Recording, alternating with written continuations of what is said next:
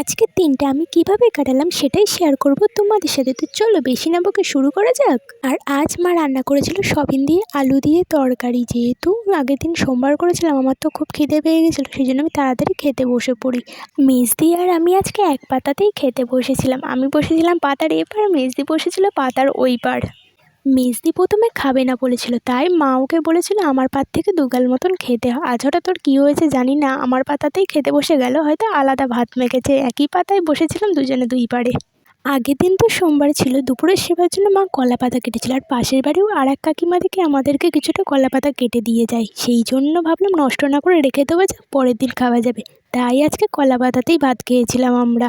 আর আমার তো কলা পাতায় ভাত খেতে বেশ ভালোই লাগে।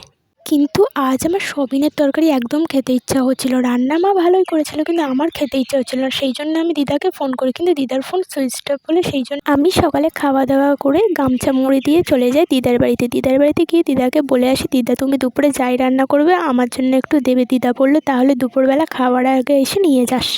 তারপর আমি বাড়ি এসে টিভি দেখে দুপুরে খাওয়ার আগে দিদার বাড়ি চলে যাই তরকারি আনতে। দিদা প্রথমে বললো বেশি করে তরকারি নিয়ে এসে সবাই মিলে খাস, কিন্তু আমি বললাম না, মেজদি আর মা সয়াবিন আলু তরকারি দিয়েই খাবে, আর আমি এই তরকারি দিয়ে খাবো, তুমি আমার মতন অল্প করে একটু দাও। দিদা আজকে রান্না করেছিল বেগুন গুঁড়িকচু আলু দিয়ে তরকারি।